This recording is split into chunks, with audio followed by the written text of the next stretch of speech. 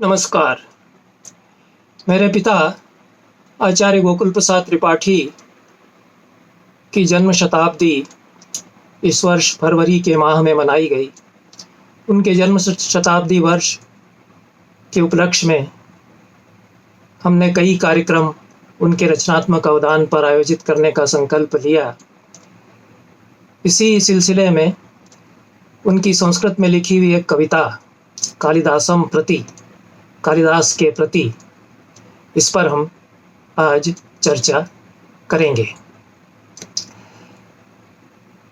कालिदास को लेकर अनेक कविताएं भारतीय भाषाओं में, संस्कृत में, हिंदी में, अन्य भाषाओं में, बंगला में और अनेक विदेशी भाषाओं में भी लिखी गई। रविन्द्रनाथ टैगोर ने तो सैकड़ों कविताएं कालिदास पर लिखी हैं और अत्यंत ही सुंदर भाव उन्होंने कालिदास के संबंध में वहाँ प्रकट किए हैं। एक महान कवि अपने से बड़ी प्रतिभा के कवि को लेकर के यदि कुछ काव्यात्मक अभिव्यक्ति देता है तो कितनी ऊंचाइयों पर वह पहुँचता है। दो प्रतिभाएं आमने सामने हो जाती हैं। यह हम रविन्द्रनाथ टैगोर की कालिदास पर लिखी हुई कविताओं में देखते हैं। केवल मेघदूत पर ही 200 कविताएं लगभग कालिदास ने 200 कविताएं लगभग रविन्द्रनाथ टैगोर ने लिखी हैं। मेघदूत पर आधारित या मेघदूत से सीधे सीधे संबंधित उनकी इतनी बहुसंख्य कविताएं हैं। जर्मन भाषा के महाकवि गेटे या गोइथे ने कालिदास के अभिज्ञान शाकुंतल पर बहुत ही सुंदर कविता जर्मन भाषा में लिखी। आचार्य गोकुल प्रसाद त्रिपाठी ने जो कविता कालिदास पर लिखी है, कालिदासम प्रति, संस्कृत में, वह इंद्रवज्रा छंद में है। 9 छंद उसमें इंद्रवज्रा के हैं। इंद्रवज्रा छंद जैसा उसके नाम से ही विदित होता है कि वह इंद्र के समान सुदृढ़, इंद्र के वज्र के समान सुदृढ़ ठोस बात यदि कोई कहनी हो, सुस्पष्ट भाव आशय व्यक्त करना हो तो उसके लिए बहुत माकूल रहता है। संस्कृत में छंदों की अपार संपदा है। हजारों छंद संस्कृत भाषा के हैं और हर छंद के लिए आचार्यों ने निर्धारित किया है कि किस ऋतु, किस वर्ण विषय के वह अनुकूल होगा। इस तरह से संगीत में राग रागिनियाँ किसी विशेष ऋतु, किसी विशेष समय, सुबह, दोपहर या शाम, उसके अनुकूल अलग अलग राग रागिनियाँ होती हैं। वैसे ही संस्कृत के जो छंद हैं वे अलग अलग प्रसंगों के लिए अलग अलग छंद बताए जाते हैं और उनका जो लय है, जो बंध है, वह उस प्रसंग के लिए माकूल भी रहता है। ये अनुभव की बात है। तो इंद्रवज्रा छंद होता है, उसी का पहला अक्षर यदि लघु कर देते हैं तो उपेंद्र वज्रा छंद हो जाता है। 2 तगण, 1 जगण और 2 गुरु होने पर इंद्रवज्रा छंद होता है। उसका प्रथमाक्षर लघु कर देने से उपेंद्र वज्रा छंद हो जाता है। उपेंद्र विष्णु को कहते हैं, तो यह उपेंद्र वज्रा विष्णु के नाम पर है। इसमें उसके नाम के अनुरूप केवल 1 अक्षर लघु कर देने से कुछ लोच और लचक आ जाती है और इंद्रवज्रा पारदर्शी भाव को प्रकट करने के लिए, बहुत पारदर्शी शैली के लिए अच्छा रहता है, जैसी कि यह कविता है। इसका रचना काल आचार्य गोकुल प्रसाद त्रिपाठी की हस्तलिपि में अक्टूबर 1964 सूचित किया गया है। तो लगभग 55 वर्ष पहले यह लिखी हुई उनकी कविता है। इसके एक एक छंद का हम पाठ करेंगे और उसका हिंदी में आशय स्पष्ट करेंगे। पहला छंद यह है। वाल्मीकि व्यासादि पुरातनानां मध्ये कवीनां परवर्तिनां च त्वं वैजयन्त्यामसि कालिदास विभ्राजितं कौस्तुभमेव रत्नम्। कहते हैं कि वाल्मीकि व्यास आदि जो पुरातन कवि हुए, वाल्मीकि व्यास आदि पुरातनानाम कवीनाम और परवर्ती नाम च कवि नाम मध्य, और बाद में जो कवि हुए उनके बीच में, उनकी वैजयंती माला में, हे कालिदास तुम कौस्तुभ मणि की तरह विभ्राजित हो, शोभायमान हो। इसमें वैजयंती माला विष्णु भगवान पहनते हैं और कौस्तुभ मणि भी विष्णु के वक्षस्थल पर झूलती है, ऐसा वर्णन संस्कृत साहित्य में आता ही है। तो यह रूपक अलंकार के द्वारा वर्णन किया गया। रूपक अलंकार जिसको मेटाफर कहते हैं अंग्रेजी में, और उपमेय या प्रस्तुत पर उपमान या अप्रस्तुत का आरोप जब हम करते हैं तो रूपक अलंकार होता है। चंद्रमा के समान मुख है तो उपमा होती है, और चंद्र ही मुख है, चंद्रमा मुख है, या इस सुंदरी का मुख चंद्रमा है, तो रूपक अलंकार हो जाता है ऐसा कहने पर। तो वाल्मीकि और व्यास आदि से लगाकर कालिदास के पहले की ऋषि कवियों की जो बड़ी परंपरा है, और कालिदास के बाद के कवियों की जो परंपरा है, उनको मिला करके उनकी जो पंक्ति है गौरवशाली, वह एक वैजयंती माला है संस्कृत साहित्य की। यह एक रूपक अलंकार हुआ, और उस वैजयंती माला में कालिदास बीच में कौस्तुभ मणि की तरह हैं। हर माला के बीच में सबसे बड़ा मोती जड़ा जाता है। मोतियों की यदि माला है, मणियों की माला है, तो जो प्रधान मोती है, जो प्रधान बड़ा नग है, वह बीचों बीच रहता है। तो कालिदास उस कवियों की वैजयंती माला में कौस्तुभ मणि है, ऐसा कहा गया है। तो रूपक दो प्रकार का होता है, सांग और निरंग। यदि केवल एक ही रूपक हो, एक ही उपमेय पर एक ही उपमान का आरोप किया जाए तो निरंग रूपक होता है। लेकिन उपमेय के जो अंग हैं उन पर भी उपमान के अंगों का साथ में आरोप कर दिया जाए तो सांग रूपक हो जाता है। तो इसमें प्रधान रूपक तो हुआ कि वाल्मीकि व्यास आदि से लगा करके बाद के कवियों तक की जो पांत है संस्कृत कविता में, वह वैजयंती माला है, यह प्रधान रूपक हुआ। और उसका अंग बना करके उस वैजयंती माला में कालिदास कौस्तुभ मणि की तरह बीचों बीच है, यह उसका अंग हुआ। तो यह सांग रूपक इस दृष्टि से हो जाता है। यह रूपक अलंकार का अच्छा प्रयोग किया गया है। और इसमें बहुत अच्छी बात जो ध्यान देने की है, विचारणीय बात है, क्योंकि इंद्रवज्रा छंद के बारे में हमने कहा कि बहुत सुस्पष्ट आशय, कुछ विचार प्रकट करने के लिए भी वह माकूल रहता है, अनुकूल रहता है। तो हम देखते हैं कि कालिदास बीचों बीच में हैं, तो वे एक तरह से जंक्चर पर खड़े हुए हैं, एक संधि स्थल पर खड़े हुए हैं। एक महनीय कवियों की परंपरा है, ऋषि कवियों की, आर्ष कवियों की परंपरा है, और एक बाद में आने वाले, उनके बाद जो आने वाले हैं उन कवियों की परंपरा है। कालिदास उनके बीच में इस तरह से खड़े हुए हैं कि अपने से पहले महान कवियों की परंपरा उनमें समा गई है, और आने वाले कवियों के लिए वो एक तरह से भविष्य का पथ प्रदर्शित करते हैं।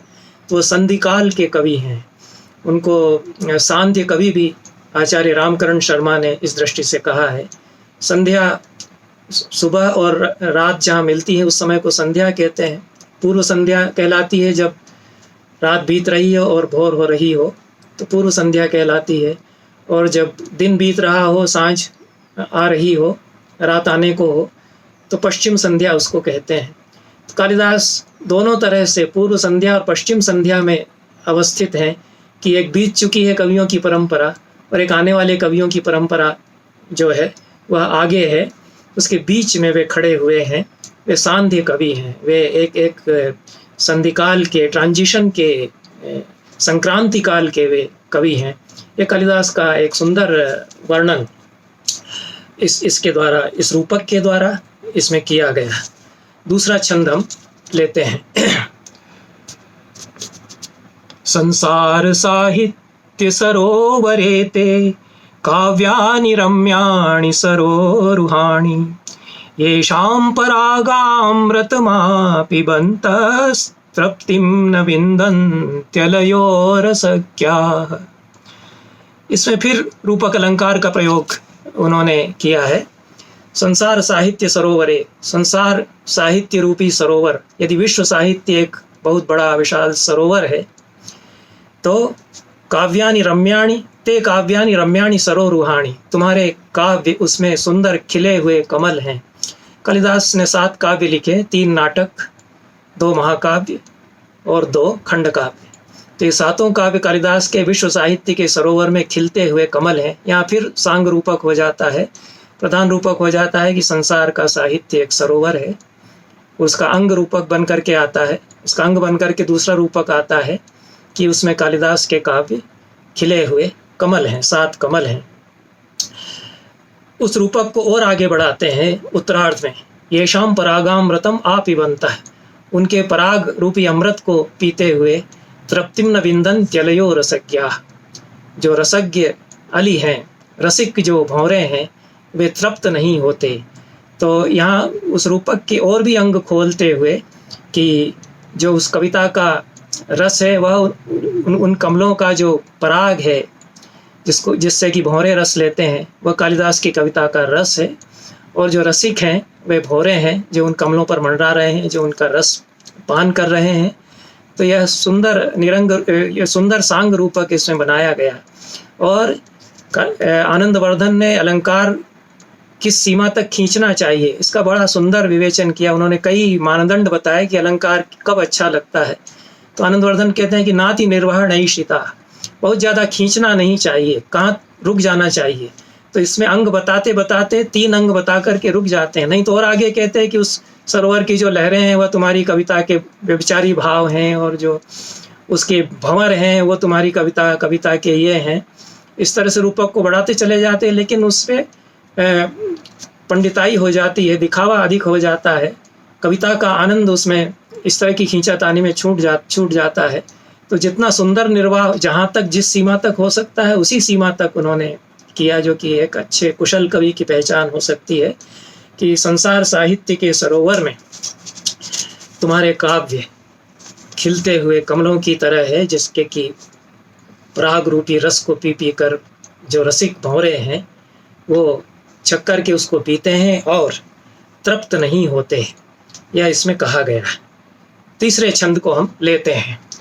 इसमें कहते हैं, श्रृंगार पीयूष रसाप्लुतानि ख्यातानि विश्वे तव रूपकाणि शाकुन्तलं मालविकाग्निमित्रं भूपाप्सरः प्रेममयं तृतीयम्। इसमें फिर रूपक अलंकार का प्रयोग कवि करते हैं। कहते हैं कि श्रृंगार रूपी पीयूष के रस से आप्लुत या सराबोर, श्रृंगार जो है वह अमृत है, यह रूपक अलंकार हो जाता है। उसके रस से आप्लुत सराबोर तुम्हारे जो 3 रूपक हैं वो विश्व में ख्यात हैं। ख्यातानि विश्वे तव रूपकाणि, बहुत ही सरल संस्कृत है, जिसको जो हिंदी जानने वाला है वह भी समझ सकता है। ख्यात शब्द हिंदी का, विश्व शब्द हिंदी का, रूपक शब्द हिंदी का। तो ख्यातानि विश्वे तव रूपकाणि, इसमें कौन सी दिक्कत है? तो कुछ पाखंडी लोग कहते हैं कि संस्कृत हमको समझ में नहीं आती, वो हिंदी समझ लेते हैं और कहते हैं कि संस्कृत समझ में नहीं आती। तो वो पाखंड करते हैं। ये उनके लिए एक तरह का अच्छा लगता है, गर्व की बात उनको लगती है कि संस्कृत हम नहीं समझते। ऐसा कहने में उनको गर्व अनुभव होता है। अंग्रेजी नहीं समझते, इसमें तो हेठी उनको महसूस होती है। तो उस तरह की पारदर्शी सरल भाषा में यह कविता, श्रृंगार के पीयूष रस से आप्लुत तुम्हारे 3 रूपक विश्व में ख्यात हैं, यही शब्द कविता में कहे गए, छंद में गूंथ कर सुंदर ढंग से कहे गए। उत्तरार्ध में 3 जो कालिदास के रूपक हैं उनके नाम ले दिए गए हैं। 2 के तो नाम साक्षात ले दिए गए हैं, तीसरे का परोक्ष रूप से नाम ले दिया गया। तो शाकुंतलम मालविकाग्निमित्रम, ये इंद्रवज्रा के एक चरण में खप जाता है, फिट हो जाता है।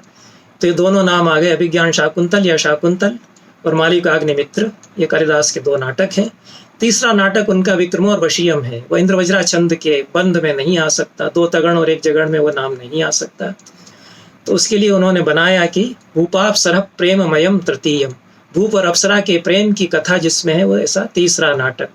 विक्रमोर्वशीयम में राजा पुरूरवा और उर्वशी अप्सरा के प्रेम की कथा है। तो उसका नाम न लेकर के उसके कथानक की ओर इंगित करके कहते हैं कि वह नाटक जिसमें राजा और अप्सरा के प्रेम की कथा है। इस तरह से 3 नाटक ये तुम्हारे लिखे हुए हैं, जो कि श्रृंगार के पीयूष रस से सराबोर हैं, यह कवि यहाँ कहते हैं।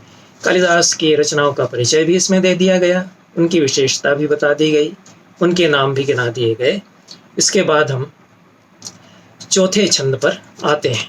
चौथे छंद में कहते हैं, शब्दावली ते मधुरा च मृद्वी अर्था समर्था रस सर्जनायै शब्दार्थयोरेक सम प्रकर्ष संयोग एषोऽमृत चंद्र रूपः। कालिदास की शैली की विशेषता बताते हैं यहाँ कि तुम्हारी शब्दावली मधुर और मृद्वी है। इसमें भी बहुत सरल भाषा में उसकी शैली की विशेषता कालिदास की बताई गई। अर्था समर्था रस सर्जनायै, तुम्हारे अर्थ रस की सर्जना करने में समर्थ हैं। शब्दार्थ योर एक सम प्रकर्ष, शब्द और अर्थ का एक समान प्रकर्ष। संयोग एषो मृत चंद्र रूप, यह अमृत और चंद्रमा की तरह का संयोग है। इसमें उपमा दे दी गई। चंद्रमा में अमृत रहता है, या आयुर्वेद में बताया गया चंद्रमा से अमृत झरता है, चांदनी में अमृत होता है। तो यह शब्द और अर्थ का एक जैसा जो उत्कर्ष, समान ऊंचाई शब्द और अर्थ जो कालिदास में अपनी सुंदरता में लेते हैं, वह उनका संयोग, उन दोनों का जो मिलन है शब्द और अर्थ के सौंदर्य का, वह चंद्रमा में अमृत के संयोग के जैसा है। यह उपमा यहाँ दी गई। इसमें पूरे काव्यशास्त्र की परंपरा का निचोड़ एक तरह से प्रस्तुत कर दिया गया है। हमारे यहाँ साहित्य की जो अवधारणा है, साहित्य तभी होता है जब शब्द की सुंदरता और अर्थ की सुंदरता दोनों बेजोड़ रूप में एक दूसरे से ओढ़ लेती हुई इस तरह से संश्लिष्ट हो जाए, इस तरह से गुथ जाए कि कहना कठिन हो जाए कि शब्द ज़्यादा सुंदर हैं कि उनके अर्थ ज़्यादा सुंदर हैं। तो इसी को कुंतक ने कहा कि साहित्य मनयोः शोभाशालितां प्रति काप्यसौ अन्यूनानतिरिक्तत्व मनोहारिण्यवस्थिति। साहित्य क्या है कि शब्द और अर्थ की शोभाशालिता ऐसा सौंदर्य है कि जिसमें इन दोनों की अन्यून, अनतिरिक्त और मनोहारिणी अवस्थिति होती है। अन्यून दोनों एक दूसरे से घटकर नहीं होते, अनतिरिक्त दोनों एक दूसरे से बढ़कर नहीं होते। तो कौन घटकर है कौन बढ़कर है यह नहीं कहा जा सकता। ऐसा समान प्रकर्ष दोनों के सौंदर्य का जब कविता में होता है तब साहित्य होता है। केवल शब्दों की बाजीगरी, शब्द खूबसूरत रख देने से कविता अच्छी नहीं होती। बहुत अच्छी बातें कह देने से भी, अर्थ की सुंदरता होने से भी बड़ी कविता नहीं होती।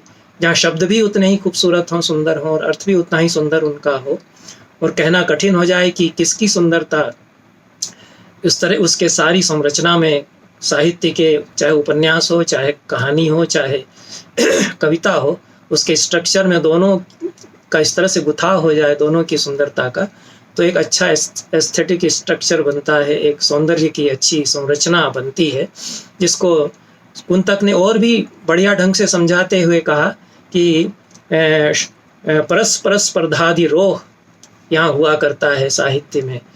एक दूसरे से होड़ बदते हुए शब्द और अर्थ जहाँ सौंदर्य की ऊंचाइयाँ तय करते हैं, इस तरह की जब कविता होती है तो वह बड़ी कविता बनती है। महान कवि की कविता में यह बात होती है।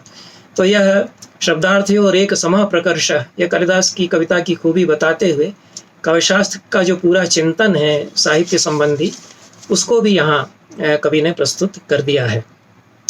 इसके बाद पांचवा छंद जो इस कविता का है उसको हम लेते हैं। सौंदर्य रागौ तव मूर्तिमन्तौ स्वाभाविकौ प्राकृत मानवीयौ भूस्वर्ग सम्मेलनमेव मन्ये काव्यम च ते भूत रस पृष्ठ भूमौ। और भी सुंदर ढंग से कालिदास का जो पूरा सौंदर्य दर्शन है, उनकी कविता में जो सौंदर्य के आयाम खिलते हैं, उसके बारे में कहते हैं कि सौंदर्य रागौ तव मूर्तिमन्तौ। तुम्हारी कविता में जो सौंदर्य और राग है, सौंदर्य और जो प्रेम है, कालिदास सौंदर्य और प्रेम के कवि कहे गए हैं।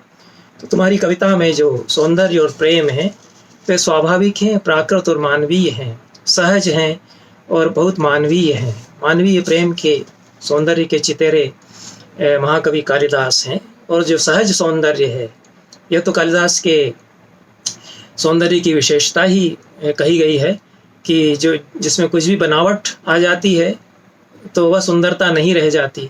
जिसमें सहज है, सरसिज मन विद्धम शैवलेनापि रम्यम मलिनमपि हिमांशो लक्ष्म लक्ष्मीं तनोति इयमधिक मनोज्ञा वल्कलेनापि तन्वी किमिव हि मधुराणाम मंडनम नाकृतीनां। शकुंतला का वर्णन करते हुए कालिदास ने कहा कि जिस तरह से कि सिवार या काई से घिरा हुआ भी कमल बहुत खूबसूरत लगता है, और चंद्रमा में एक कलंक है छोटा सा, उसके होते हुए भी चंद्रमा बहुत सुंदर ही लगता है। तो उसी तरह से वल्कल वस्त्र, ये पेड़ की छाल के कपड़े ये शकुंतला पहने हुए, लेकिन फिर भी यह बहुत सुंदर लग रही है। जो सहज सुंदर होता है वो हमेशा सुंदर ही दिखता है, उसको गहनों की जरूरत नहीं होती। इसलिए कालिदास के बारे में कहा कि वे जो सहज स्वाभाविक सौंदर्य है उसके वे चितेरे हैं। यह तो पूर्वार्ध में कहा गया कि सौंदर्य और राग तुम्हारे मूर्तिमान हैं, तुम्हारी कविता में स्वाभाविक और स्वाभाविक हैं और मानवीय हैं। जो द्वितीय छंद उत्तरार्ध जो इस कविता का है उसमें कहते हैं कि भूस्वर्ग सम्मेलनमेव मन्ये काव्यम च ते भूत रस पृष्ठ भूमौ। तुम्हारी कविता में रस के धरातल पर भू और स्वर्ग का सम्मेलन ही मैं मानता हूँ कि हो गया है। इसमें उत्प्रेक्षा अलंकार है, जहाँ मन्ये शंके ध्रुवम प्रायः, मैं तो ऐसा मानता हूँ, मुझे तो ऐसा लगता है, मुझे तो ऐसी शंका होती है, गोया के चुनांचे, ऐसा कह कर के जब कुछ वर्णन किया जाता है तो उत्प्रेक्षा अलंकार हो जाता है। तो मुझे तो लगता है कि धरती पर स्वर्ग उतर आया है तुम्हारी कविता में, रस की पृष्ठभूमि पर। तो यह गोइथे की जो कविता जिसकी चर्चा हमने की है आरंभ में, जर्मन भाषा में लिखी हुई उनकी एक कविता है कालिदास के अभिज्ञान शाकुंतल पर, उसकी छाया इसमें आ गई है। तो छाया अलंकार भी यहाँ पर हो गया है। पुराने कवियों की उक्ति की छाया या कोई अक्स आ जाए कविता में, या जीवन की छाया, छाया के बिना तो साहित्य होता ही नहीं है, सारा ही साहित्य छाया है। कवि के स्वभाव की छाया है, जीवन और जगत जो है उनकी छाया है, ईश्वर की जो रचना है उसकी छाया है, पुराने कवियों की जो महान रचनाएं हैं उनकी छायाएं नए कवियों की रचना में आती हैं। तो जितना ही बड़ा कवि होता है उतनी ज़्यादा छायाएं पहले की रचनाओं की उसकी कविता में गड्ढमड्ढ होती हैं, संक्रांत हो जाती हैं। तुलसीदास इसलिए बड़े कवि हैं कि हजारों बड़े कवियों की कविता की छायाएं उनकी कविता में झलकती हैं। किससे कितना वे ले लेते हैं वो शोध करने वाले ही जान सकते हैं। कालिदास भी वाल्मीकि से, अपने पहले के कवियों से बहुत कुछ लेकर के उसको नया कर देते हैं। संस्कृत कविता के सारे उपवन में वे ताजी हवा का झोंका ले आते हैं। तो यह इस कविता में भी, इस कविता का जो प्रणेता है उसने गोइथे की उक्ति की छाया यहाँ पर ली।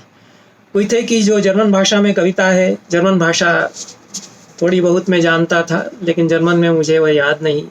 अंग्रेजी में उसका अनुवाद मिलता है, उडस्ट दाऊ, इस तरह से उन्होंने कोई अनुवाद किसी ने उसका किया है, मुझे बहुत अच्छा लगता नहीं है। उसका पंडित वासुदेव विष्णु मिराशी ने संस्कृत में बहुत सुंदर अनुवाद किया, उसको मैं पढ़ूंगा और बताऊंगा कि किस तरह से कालिदास की कविता की खूबी जो गेटे ने या गोइथे ने बताई उसको यहाँ समेटा है उन्होंने दूसरे शब्दों में। तो संस्कृत में उस जर्मन कविता का अनुवाद ये है।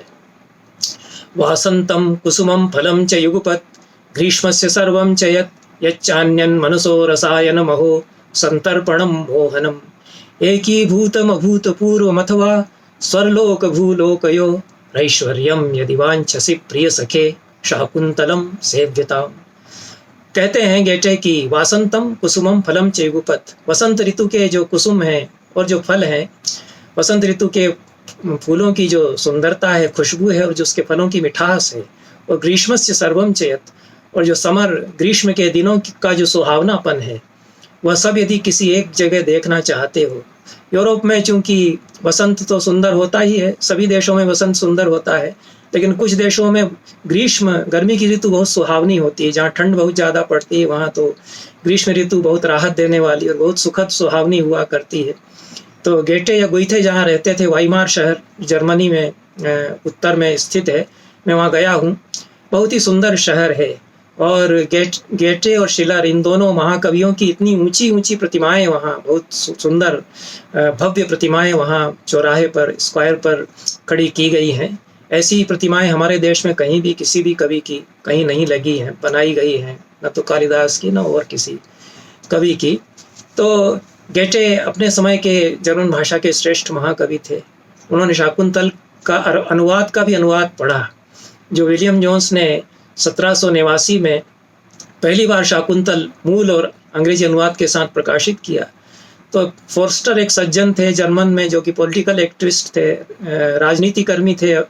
उन्होंने उस अनुवाद, अंग्रेजी अनुवाद को पढ़ा तो उन्होंने उसका अनुवाद से अनुवाद जर्मन भाषा में किया और उन्होंने भूमिका में लिखा कि मैं संस्कृत नहीं जानता, लेकिन मैं इसलिए अंग्रेजी अनुवाद से जर्मन में अनुवाद कर रहा हूँ कि हमारा देश इस समय जिस उथल पुथल से गुजर रहा है उससे जब यह कभी उभरेगा तो इतिहास ने जो घाव दिए हैं इस देश को, उनको भरने के लिए जिन महान रचनाओं की ज़रूरत पड़ेगी उनमें से एक रचना यह है। इसको चाहे अनुवाद के अनुवाद में ही लोग पढ़ें, लेकिन उससे ज़रूर उनके घावों पर मरहम लगेगा, ऐसी ये सुंदर रचना है। तो गेटे के पास वह अनुवाद का अनुवाद जर्मन भाषा में पहुंचा, उसको पढ़ कर के बहुत मुग्ध हुए और उन्होंने ये कविता लिखी जिसमें उन्होंने कहा कि वसंत ऋतु के फूलों की सुंदरता और ग्रीष्म का सारा सुहावनापन, यच्चान्यन मनसो रसायन महो संतर्पणम मोहनम, जो कुछ भी मन को रसायन है, मन को लुभाने वाला है, मन को संतर्पित करने वाला है, मन को मोहित करने वाला है, उसको यदि कहीं देखना चाहते हो, और एकीभूत अभूत पूर्व अथवा स्वरलोक भूलोक योग, स्वरलोक और भूलोक एक जगह मिल गया हो, ऐसा कहीं देखना चाहते हो, और ऐसा मिला हो कि अभूतपूर्व कुछ बन जाए मिल करके, ऐसी कोई किताब पढ़ना चाहते हो तो शाकुंतलम सेव्यताम, शाकुंतल का सेवन करो, अभिज्ञान शाकुंतल को पढ़ो है मित्र, ऐसा गेटे उसमें कहते हैं। तो गेटे ने जो कहा था, कालिदास की रचना के 3 विश्व उन्होंने बता दिए इसमें, कि जो सारी ऋतुओं की सुंदरता है बाहर बाहर जो नजर आती है, मन की जो सुंदरता है, मन का जो कोमलपन है, सम्मोहित जो कुछ करती है भावनाएं मन को, वे सब देखना चाहते हो एक जगह। और उससे भी ऊपर अलौकिक कोई सुंदरता है जहाँ कि स्वर्ग उतर आया हुआ सा लगता है धरती पर, उसको भी यदि देखना चाहते हो तो ये अभिज्ञान शाकुंतल जो नाटक है इसको पढ़ो, ये गेटे कहते हैं। तो उन्हीं का भाव लेकर के इस कविता के उत्तरार्ध में 5वें छंद में कवि कहते हैं कि भूस्वर्ग सम्मेलन में वो मन्ये, तुम्हारा जो काव्य है वह भू और स्वर्ग का सम्मेलन ही है, ऐसा मैं मानता हूँ, ऐसा मुझे लगता है। और अपनी ओर से एक बात उन्होंने उसमें जोड़ी, तो केवल गेटे के ही शब्द लेकर के उनको दोहरा दिया हो ऐसा नहीं है, नहीं तो कविता नहीं बनेगी। तो उन्होंने काव्यशास्त्र के पंडित होने के नाते कहा कि रस के धरातल पर यह धरती और स्वर्ग का मिलन होता है। रस यदि होगा कवि के भीतर और रस कविता में वह उंडेल पाएगा, तब यह मिलन होगा धरा और स्वर्ग का कविता में। तो रसपृष्ठ भूमौ यह उन्होंने जोड़ा इसमें, तो अनुवचन मात्र नहीं किया है, लेकिन सुंदर यह छाया उन्होंने इसमें 5वें छंद में ली है।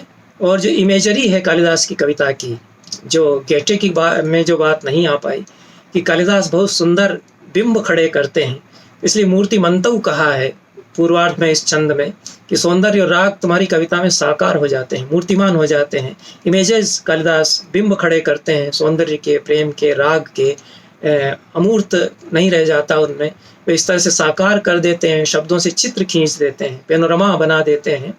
ये जो कालिदास की कविता की, बाणभट्ट की कविता की खूबी है, उसको भी उन्होंने इसमें साकार किया है। जो छठा छंद है उसको लेते हैं। छठे छंद में इन्होंने कहा, यक्षव्यथा सा तव मेघदूते कस्याश्म सारम हृदयं न भिन्द्यात्, शाकुन्तले कण्वसुता वियोगात्, को वा पितायो नहि साश्रु नेत्रः। कालिदास का जो भाव संसार है, उनका जो नाट्य जगत है, विशेष रूप से अभिज्ञान शाकुंतल का, उसको यहाँ पर साकार करते हैं और कहते हैं कि यक्षव्यथा या सा तव मेघदूते, तुम्हारे मेघदूत में जो यक्ष की व्यथा है वह कस्य अश्मसारम हृदयम न भिन्द्यात्, पत्थर जैसे भी, वज्र जैसे भी किसके हृदय को नहीं तोड़ देगी, पत्थर जैसा भी हृदय उससे पिघल उठेगा। जो यक्ष की पीड़ा वेदना है मेघदूत में, कालिदास की करुणा प्रसिद्ध है। नागार्जुन ने भी एक कविता लिखी है जिसमें उन्होंने कहा कि कालिदास तुम सच बतलाना रोया यक्ष कि तुम रोए थे। यहाँ कालिदास तुम रो पड़े ऐसा कवि गोकुल प्रसाद त्रिपाठी ने नहीं कहा है, क्योंकि वो जानते हैं कि कालिदास नहीं रोते। नागार्जुन ने लिख दिया है, लेकिन मैं ऐसा नहीं मानता कि कालिदास अपने पात्रों के साथ रोते हैं। कालिदास कुछ ऊंचाइयों पर जाकर के देखते हैं और वे रुला देते हैं अपने पात्रों को, जो उनके पाठक हैं उनको वे रुला सकते हैं, लेकिन कालिदास कुछ ऊपर उठ जाते हैं, तभी वे और बड़े कवि बनते हैं। एक साक्ष्य की भूमिका उनकी रहती है, वो ऋषि कवि का संस्कार भी लेकर के आते हैं। तो जो ऋषि है वह देखता है सारे संसार का, जो नाट्य है, जो लीला है, उसको वह देखता है, उसका चित्रण करता है। दूसरे लोग तो भाव विभोर होकर के उसमें डूब सकते हैं, लेकिन कवि सुंदर चित्रण तब कर पाता है जबकि वह कुछ ऊपर उससे उठ जाता है। तो यह मेघदूत में 2 दृष्टियां पिरोई हुई हैं, यक्ष की दृष्टि है, कवि की दृष्टि। उसके एक एक पद्य में जो बहुत मार्मिक बड़े समीक्षक हैं वो बताते हैं कि किस तरह से कवि थोड़ा सा ऊपर उठ करके यक्ष को देख रहा है, रोते बिलखते हो, किस तरह से यक्ष जो है व्याकुल है। तो यक्ष की युक्तियों को थोड़ा सा संवार देता है कवि, जहाँ कुछ ऊंचाई पर उनको ले जाता है, वहाँ कालिदास की दृष्टि है। और यक्ष जो बहुत भावाकुल है, तो दोनों ही बातें पिरोई हुई चलती हैं मेघदूत में। इसलिए यहाँ इस कवि ने यह नहीं कहा कि तुम भी रो पड़े, जो नागार्जुन ने कहा। उन्होंने कहा कि जो यक्ष की पीड़ा है वो किसके पत्थर जैसे हृदय को नहीं फोड़ देगी। और शाकुंतले कर्णसुता वियोगात, को वा पितायो नहीं साश्रु नेत्र। शाकुंतल में जो कर्ण सुता का वियोग है, कर्ण अपनी बेटी से बिछुड़ते हैं तो उनकी जो पिता की पीड़ा है, बेटी ससुराल जा रही है, यह संस्कृत नाटकों में, विश्व नाट्य साहित्य में भी सबसे मार्मिक दृश्यों में से एक माना जाता है। जब शाकुंतल के चौथे अंक में कण्व शकुंतला को विदा करते हैं, दुष्यंत के पास उसको भेजते हैं, तो जो पिता का हृदय है और बेटी की विदाई का जो अत्यंत ही करुण दृश्य है, उसको अन्य किसी नाटककार ने इस तरह से चित्रित नहीं किया है जैसा कि कालिदास ने चित्रित किया है। उसके तो जो 4 छंद हैं वो तो संस्कृत कविता में सबसे सुंदर पद्य कहे जाते हैं। काव्येषु नाटकम रम्यम तत्र रम्या शकुंतला तत्रापि चतुर्थोंकस तत्र श्लोक चतुष्टयम। सारे जितने नाटक हैं संस्कृत में, उसमें सारे जितना काव्य है उसमें नाटक सबसे रमणीय होता है, और जितने नाटक हैं संस्कृत में उसमें अभिज्ञान शाकुंतल सबसे रमणीय है। अभिज्ञान शाकुंतल में भी चौथा अंक सबसे सुंदर मार्मिक है। उस चौथे अंक में भी 4 पद्य जो कण्व कहते हैं अपनी बेटी को विदा देते समय शकुंतला को, वो सबसे सुंदर और मार्मिक है। यह संस्कृत में जो समीक्षा परंपरा है, कवि के आकलन की जो परंपरा है, उसमें यह श्लोक बहुत ही प्रसिद्ध है। तो उसी भाव को यहाँ प्रकट किया गया कि इतने मार्मिक हैं वो जो पद्य कालिदास ने वहाँ कण्व के मुंह से कहलवाए हैं कि उनको पढ़ करके किसकी आंखें नहीं छलछला उठेंगी। कालिदास की करुणा भी उतनी ही प्रसिद्ध है जितना कि उनका श्रृंगार है। इसलिए उसकी रसराज सागर में कालिदास किस तरह से डूबोते हैं श्रृंगार के सागर में, इसकी बात करने के बाद वे कालिदास के करुणा के चित्रण की बात यहाँ छठे छंद में करते हैं। उसके बाद हम 7वां छंद इनका लेते हैं। तो 7वें छंद में कहते हैं, लोके द्वितीये शुचिरूप केशु उद्वेलिते ते रसराज सिंधौ स्नातस्य श्रृंगार रुचेर्जनस्य कस्यान्यथा वृत्तिमहो न चेतः। कहते हैं कि तुम्हारे जो रूपक हैं वे इस लोक में अद्वितीय हैं। उसमें रसराज सागर जो है लहरा रहा है, धाड़ मार रहा है। रसराज सिंधु, रसराज श्रृंगार को कहते हैं। तो श्रृंगार का सागर उनमें लहरा रहा है तुम्हारे तीनों नाटकों में। उसमें जो डुबकी लगाएगा, स्नातस्य, स्नात शब्द हिंदी में भी होता है, उसी से स्नातक बनता है। तो उसमें जो स्नान करेगा, उसमें जो डुबकी लगाएगा, श्रृंगार रुचेर जनस्य, श्रृंगार में रुचि रखने वाला जो व्यक्ति उसमें डुबकी मारेगा, उस ऐसा कौन होगा उसमें डुबकी लगाने वाला रसिक, जिसका कि अन्यथा वृत्तिम अहो न चेतः, उसका चित्त अन्यथा वृत्ति न हो जाए। उस रसराज सागर का जो कि कालिदास की काव्य रचनाओं में जो रसराज सागर लहरा रहा है, धाड़ मार रहा है, उसमें डुबकी लगाने वाला कौन ऐसा होगा जो कि बदल न जाए, अंदर से जिसकी चित्त वृत्तियाँ न बदल जाए, तो अन्यथा वृत्ति वह न हो जाए, ऐसा वे यहाँ कहते हैं। यहाँ भी कालिदास की एक उक्ति की छाया ले ली है कवि गोकुल प्रसाद त्रिपाठी ने। तो कालिदास ने मेघदूत में कहा कि जब जेठ में तप रही हो धरती, लू चल रही हो और घाम हो बहुत तेज, उसमें अचानक घुमड़ते हुए, गड़गड़ाते हुए पानी से भरे बादल आकाश में छा जाएं, तो कौन ऐसा स्वस्थ सुखी व्यक्ति, रसिक व्यक्ति होगा जिसका कि चित्त उलट पुलट न हो जाता हो इस दृश्य को देख करके। आकाश में गर्मी बीतते बीतते जो बादलों के घुमड़ने का दृश्य है, वह ऐसा हमारे चित्त में अव्यक्त कुछ संस्कार जगाता है, यर्निंग एक तरह की जगाता है। तो इसलिए उन्होंने बहुत सटीक शब्दों का प्रयोग किया कालिदास, जो शब्द के पारखी हैं, कि मेघा लोके भवति सुखिनो प्यन्यथा वृत्ति चेतः। मेघ को देख करके सुखी स्वस्थ जो सहज व्यक्ति है, उसका भी चित्त उलट पुलट हो जाता है भीतर से। तो कोई अव्यक्त बेचैनी, आकुलता उसके भीतर उमड़ती है। वो बहुत खुश हो जाता है ऐसा भी नहीं कह सकते, दुखी हो जाता है ऐसा भी नहीं कह सकते। तो इसलिए कालिदास को कहा जाता है कि वे एक यूनिवर्सल यर्निंग के कवि है। एक अव्यक्त जो आकुलता है, महा हाहाकार जो हृदय का है, जो अव्यक्त बेचैनियाँ हृदय में सुखबुगा रही हैं संस्कारों के रूप में, उनको उधेड़ने वाले वे कवि हैं, जो शाकुंतल में वे करते हैं दुष्यंत की व्यथा के चित्रण में। तो उसी से रस सिद्धांत फिर अभिनवगुप्त निर्मित करते हैं। तो उसी बात को यहाँ पर कालिदास की शब्दावली लेकर के एक शब्द जो अन्यथा वृत्ति, जो कि योग दर्शन का शब्द भी है, वृत्ति शब्द वहाँ आता है, चित्त वृत्ति शब्द, तो उसको लेकर के यहाँ बहुत सुंदर रूप में कालिदास की कविता की खूबी यहाँ बताई गई। और छाया अलंकार तो यहाँ है ही, उसी तरह से निरंग रूपक भी यहाँ पर है। रसराज सिंधु, उसमें रूपक अलंकार हो जाता है, निरंग रूपक अलंकार हो जाता है। दो अलंकार जहाँ मिल जाते हैं वहाँ संकर और संश्लिष्टि अलंकार हो जाता है, दो अलंकारों का जोड़ हो जाता है। तो यहाँ रूपक और छाया अलंकार एक साथ आ जाते हैं। उसके बाद 8वां छंद हम लेते हैं, उसमें भी कालिदास की कविता की खूबी उसी तरह से बताई गई काव्यात्मक भाषा में ही। तो 8वें छंद में कहते हैं, सत्यम शिवम सुंदरमस्ति हृद्यम काव्यम कलाभाव समन्वितम ते देशे विदेशे तव कीर्ति चंद्रो नित्यम नवीनो द्युतिमातनोति। कहते हैं कि तुम्हारी कविता में, कालिदास को संबोधित करते हुए कहते हैं कि तुम्हारी कविता में सत्यम शिवम सुंदरम हृद्यम अस्ति, सत्य शिव और सुंदर ये तीनों हृदय रूप में उपस्थित हैं। ये उक्ति कही गई है, सत्यम शिवम सुंदरम, कला में सत्य शिव और सुंदर होने चाहिए, तीनों होनी चाहिए। इसमें एक बात उन्होंने और जोड़ी कि हृदय रूप में होने चाहिए। हृदयता, हृदय को सराबोर कर देने की योग्यता, हृदयावर्जकता होनी चाहिए। सत्य तो हो, शिव हो, सुंदर भी हो, लेकिन रस के साथ में पूरा हो, हृदयता उसमें हो, ऐसा। तो ये सत्यम शिवम सुंदरम यह प्रसिद्ध उक्ति है। जानकार लोग बताते हैं कि कीट्स की कविता में कोई लाइन आई है, truth is beauty, beauty is truth, ऐसा कुछ। उसके आधार पर संस्कृत में यह मुहावरा या उक्ति बनाई गई, सत्यम शिवम सुंदरम। कुछ पंडितों ने कहा कि यह तो उपनिषद में आता है, लेकिन जहाँ तक मेरी जानकारी है किसी भी उपनिषद में यह आता नहीं है। शायद कीट्स से ही हमने लिया हो, संस्कृत के पंडितों ने ले लिया हो कीट्स से। इसमें कोई बुराई नहीं है, कोई छोटा नहीं हो जाता। विचारों का आदान प्रदान, विचारों की दुनिया में एक से हम कुछ लेते हैं और किसी को हम देते हैं, तो उससे छोटा बड़ा नहीं हो जाता।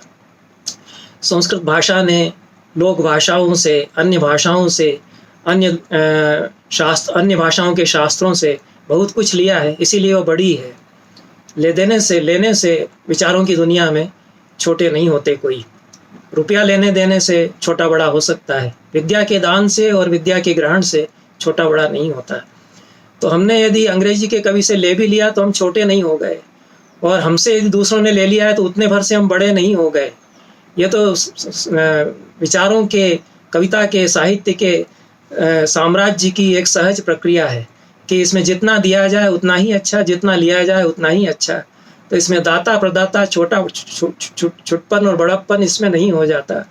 तो हमें ये मिथ्या गर्व करना छोड़ देना चाहिए कि हमने दुनिया को ये दिया। इतने भर से हम नहीं बहुत बड़े हो जाते, और हमने ले लिया है कुछ तो उससे हम छोटे भी नहीं हो जाते। उसमें भी हमारा बड़प्पन उतना ही है कि हमने कोई अच्छी बात ले ली है। हमारे यहाँ तो बालाद अभी सुभाषित हम ग्राह्यम का है, छोटा बच्चा भी अच्छी बात कहता है, उससे सीख सकते हैं तो ले लेना चाहिए। और बड़ा अमीर ने कहा कि जो म्लेच्छ लोग हैं उनमें ज्योतिष का ज्ञान बहुत अच्छा है, तो भले ही वो चाहे च्यवन हो चाहे यवन हो, अगर शास्त्र उसके पास है तो मैं उससे लूँगा, मैं उससे सीख सकता हूँ। तो हमारे ऋषियों की परंपरा तो यही रही है कि ग्रीक भाषा में अगर कोई दर्शन है उससे ले सकते हैं, अच्छा है जो हमारे पास नहीं है तो हम उससे ले सकते हैं। तो यह उक्ति हो सकता है कि न ली हो कीट से, मेरा ऐसा कोई वो नहीं है, और ली हो तब भी कोई बात नहीं है, उससे मेरा कुछ नहीं बिगड़ता बनता। लेकिन यहाँ सुंदर ढंग से उन्होंने इस उक्ति को लेकर के कालिदास की कविता की खूबी बताई कि सत्य शिव और सुंदर ये हृदय रूप में तुम्हारी कविता में है। और भी सुंदर ढंग से उसको कहा कि कलाभाव समन्वित होकर के सत्य शिव और सुंदर तुम्हारी कविता में आता है। फिर रूपक अलंकार का निर्वाह करते हुए उत्तरार्ध में कहते हैं और सुंदर ढंग से कहते हैं कि विश्व कवि के रूप में कालिदास की जो इमेज है, छवि है, उसको बताते हैं कि देशे विदेशे तव कीर्ति चंद्रो नित्यम नवीनो द्युतिमातनोति। देश और विदेश में तुम्हारा जो कीर्ति रूपी चंद्रमा है वह नित्य नवीन ज्योत्सना फैलाता रहता है। कालिदास रूपक अलंकार के द्वारा चंद्रमा उसको बताते हुए वो यह कहते हैं कि जिस तरह से चंद्रमा की चांदनी सर्वत्र समान रूप से बिछलती है, एक जगह में चांदनी ज़्यादा फैलाऊंगा और एक जगह कम फैलाऊंगा, ऐसा सोच करके तो चंद्रमा किरणें नीचे अपनी नहीं बिछाता है। तो चाहे भारत हो चाहे दूसरा देश हो, उसकी तो किरणें सब जगह समान रूप से पड़ती हैं। उसी तरह से कालिदास की कीर्ति का जो चंद्रमा है वो चमक रहा है सारी दुनिया में समान रूप से। विश्व कवि हो गए, संसार के सभी बड़े रसिकों ने, कवियों ने उनकी महत्ता को, महान कवियों ने उनकी महत्ता को स्वीकार किया और माना, उनका यश उसी तरह से सारे विश्व में फैला। यह यहाँ कहा गया। और यहाँ भी रूपक, यहाँ निरंग रूपक है, लेकिन निरंग रूपक भी सुंदर रूप में है यहाँ पर। वो सांग उसको नहीं बनाया, ये अच्छा ही किया। नहीं तो तुम्हारी कीर्ति यदि चंद्रमा है तो उसकी किरणें अमुक अमुक हैं और उसका धरती पर पड़ना यह है, ऐसा आगे उसको खींच सकते थे, लेकिन उसको खींचने की आवश्यकता नहीं है। कुछ समझने के लिए छोड़ देना चाहिए, जो कि हर अच्छा कवि करता है। अंतिम जो छंद है वो नवा छंद है, उसमें एक तरह से उपसंहार भी पूरी कविता का किया गया है। तो उस छंद में कहते हैं, काव्यामृताब्धेर मथनादयच्छः हैयंगवीनं यदनुत्तमं तं तज्जीवयेत् संस्कृतमाशु भूय आशा ममैषा सफलाद्य भूयात्। कहते हैं कि काव्य रूपी अमृत सागर के मंथन से जो हैयंगवीन तुमने विश्व को, उत्तम हैयंगवीन जो तुमने विश्व को दिया। हैयंगवीन शब्द का प्रयोग कालिदास ने इस कविता के रचनाकार ने इसमें किया और कालिदास से ही लेकर के यह शब्द उन्होंने यहाँ पर रखा है। हैयंगवीन कालिदास के टीकाकार बताते हैं कि जो छाछ को मत करके अभी अभी निकाला गया नैनू है, मक्खन है, उसको हैयंगवीन कहते हैं। यह शब्द और कहीं नहीं मुझे संस्कृत की कविता में नहीं मिला, मुझे नहीं मिला। कालिदास ने ही इसका प्रयोग किया है। कालिदास ने बहुत दुर्लभ शब्द संस्कृत कविता को दिए हैं जो लोक भाषा में प्रचलित रहे होंगे। नैनू के लिए जो ताज़ा मक्खन है, एकदम अभी अभी निकाला गया, थोड़ा ही रखा रह जाएगा तो उसमें वो स्वाद नहीं रह जाएगा और वो महक, अरोमा भी उसमें नहीं रह जाएगी। तो कालिदास रघुवंश में कहते हैं, जब दिलीप जाते हैं, गाँवों से गुजरते हैं, तो गाँव के ग्वाले, जो बुजुर्ग ग्वाले हैं, वो हैयंगवीन लेकर के उनके स्वागत के लिए अपने अपने दोनों में या मिट्टी के सकोरों में हैयंगवीन लेकर के उनके स्वागत के लिए आते हैं। तो ये यहाँ उन्होंने हैयंगवीन मादा या घोष वृद्धान उपस्थितान, यह उन्होंने कहा है। तो वहाँ से ये शब्द इस कविता के रचनाकार ने भी लिया। वो सुंदर शब्द है। संस्कृत की दुर्लभ शब्द संपदा किस तरह से जीवित होती है, हर बार नए संदर्भ में आकर के वह जीवित होती है। हम नई कविता संस्कृत में लिखते हैं, पुराने शब्द ले लेते हैं, नए संदर्भ उनको देते हैं। तो कालिदास के लिए कहते हैं कि काव्य के सागर को मथ करके तुमने जो हैयंगवीन या नैनू निकाला था, बहुत ही अनुत्तम या श्रेष्ठ नवनीत तुमने जो निकाला था, मैं आशा करता हूँ कि वह संस्कृत को जिलाए रखेगा। यह सुंदर बात उन्होंने कही और अपने वर्तमान से जोड़ते हुए उन्होंने इस कविता को उपसंहार किया है कि संस्कृत इसीलिए जी रही है कि कालिदास उसमें कविता लिख चुके और मैं भी इसमें कविता लिख रहा हूँ। मैं कालिदास से इतनी बढ़िया शब्दावली लेकर के एक और सुंदर कविता रच सकता हूँ और मैं भी कभी शायद उतनी ऊंचाइयों तक पहुँच सकता हूँ। तो यही तो संस्कृत का जीवन है। संस्कृत जी रही है, संस्कृत का नाम जपने वालों की वजह से नहीं जी रही है। संस्कृत जो संस्कृत को हम लोक भाषा बना देंगे, उनके कारण भी शायद जी रही हो या नहीं जी रही हो, मुझे नहीं पता, लेकिन उन लोगों के कारण जी रही है जिनके भीतर संस्कृत धड़क रही है, स्पंदित हो रही है उनकी धमनियों में, जिनमें कि इस तरह की कविताएं स्वतः फूटती हैं। कोई ज़बरदस्ती तो नहीं लिखी गई है कविता कि संस्कृत में लिखूं। आचार्य त्रिपाठी तो हिंदी में कविताएं उतनी ही अच्छी तरह से लिखते ही थे, लेकिन तबीयत की बात है। संस्कृत में हमारा मन होता है, संस्कृत में हमको बढ़िया अभिव्यक्तियाँ मिल रही हैं जो कि हिंदी में नहीं मिल पाती। हिंदी में तो हैयंगवीन नहीं समझ पाता कोई। तो ये सरस्वती के साम्राज्य में किसी की हुकूमत नहीं चलती कि क्यों आपने लोक भाषा में नहीं लिखी, क्यों आपने संस्कृत में लिखी ये कविता। यह कविता हिंदी में उन्होंने नहीं लिखी, इस तरह की कविता हिंदी में उन्होंने दूसरी नहीं लिखी। नागार्जुन ने भी जो चिनार के पेड़ों पर, कश्मीर पर और जो हिमालय पर संस्कृत में कविताएं लिखी हैं, वैसी कविताएं उन्होंने हिंदी में नहीं लिखी। बादल को गिरते देखा है, ऐसा ऐसा उन्होंने हिंदी में खूब लिखा, लेकिन उस तरह की कविताएं हिंदी में नहीं लिख पाए। ये अपनी भाषा की परंपरा होती है जो कि हमको आमंत्रित करती है कि मुझ में लिखो। सरस्वती हमारे भीतर आकर के कहती है कि इस भाषा में लिखो, मुझ में लिखो। उर्दू बहुत बढ़िया, जो गालिब की उर्दू है उसमें नहीं हम बातचीत करते, लेकिन उसमें बढ़िया कविताएं लोग अभी भी लिखते हैं। तो संस्कृत में बातचीत की जाती है या नहीं की जाती है, ये सवाल नहीं है। संस्कृत में अब खींचती है, इस तरह की रचना कर, इस तरह की जीवित रचना करने के लिए हमें खींचती है। तो जी रही है संस्कृत, इसलिए तो इसलिए इस कविता का कवि कहता है कि संस्कृत जीती रहेगी, हमारे युग में संस्कृत जीती रही है और आगे भी जीती रहेगी। इस बात के साथ वह इस कविता का समापन करता है। धन्यवाद।